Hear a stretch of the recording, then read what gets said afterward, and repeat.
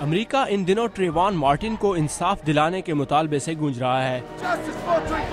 ٹریوان Martin, جسے امریکی ریاست فلوریڈا میں ایک ہسپانوی نژاد امریکی جارج زمرمین نے گولی مار دی تھی۔ 17 سالہ ٹریوان کے والدین کے مطابق ان کا بیٹا قتل ہوا، جبکہ فائرنگ کرنے والے جارج زمرمین کا کہنا ہے کہ وہ صرف اپنے علاقے کی حفاظت کر رہے تھے اور انہوں نے صرف اپنے دفاع میں گولی چلائی۔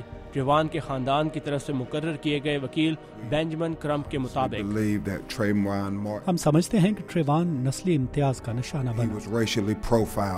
ملزم اور ان کے حامی اس بات سے انکار کرتے ہیں، لیکن اس کیس نے امریکہ بھر میں نسلی امتیاز کی بحث کو ایک بار پھر تیز کر دیا ہے۔ امریکی ریاست ایلینوائے کے ڈیموکریٹک رکن کانگریس بابی رش نے کیس کی تحقیقات کے لیے ایک وفاقی کمیشن تشکیل دینے کا مطالبہ کیا ہے۔ نسلی امتیاز ختم ہونا چاہیے۔ اگر کوئی شخص ایک مخصوص انداز کی ٹوپی والی جیکٹ پہنتا ہے تو اس کا یہ مطلب نہیں کہ اس کے ارادے مشکوک ہیں۔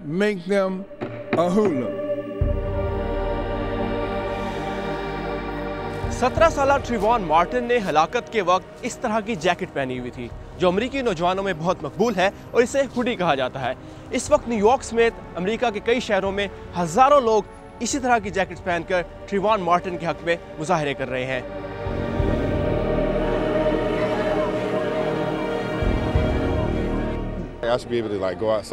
میں چاہتا ہوں کہ اگر میں اپنی ہوڈی پہن کر باہر جاؤں تو مجھے یہ پریشانی نہ ہو کہ لوگ مجھ سے ڈریں گے۔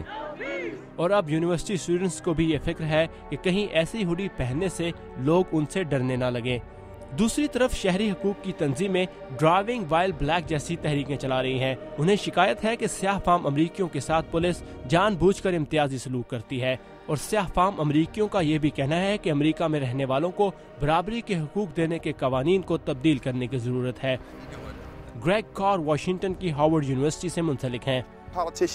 سیاستدان عام طور پر تعداد دیکھ کر رد عمل ظاہر کرتے ہیں۔ جب آپ اتنی بڑی تعداد میں لوگوں کو نسلی امتیاز کی صورتحال کا جائزہ لیتے ہوئے دیکھتے ہیں اور پھر اس پر منظم انداز میں کوئی ایسی کوشش ہوتی ہے جس پر قانون سازی کی جا سکے، تو اس سے نہ صرف قانونی اداروں بلکہ معاشرے میں بھی بہتری پیدا ہو سکتی ہے۔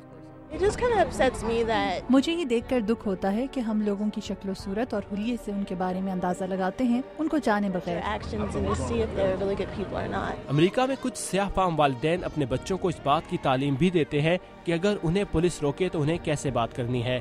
ہائی اسکول کے طالب علم ایفروجین بیپٹسٹ کہتے ہیں کہ وہ اپنی والدہ کی نصیحت پر عمل کرتے ہیں۔ میری والدہ نے مجھے بتایا کہ کیسے کہیں بھی کچھ بھی ہو سکتا ہے، اس لیے اپنے ارد گرد نظر رکھیں۔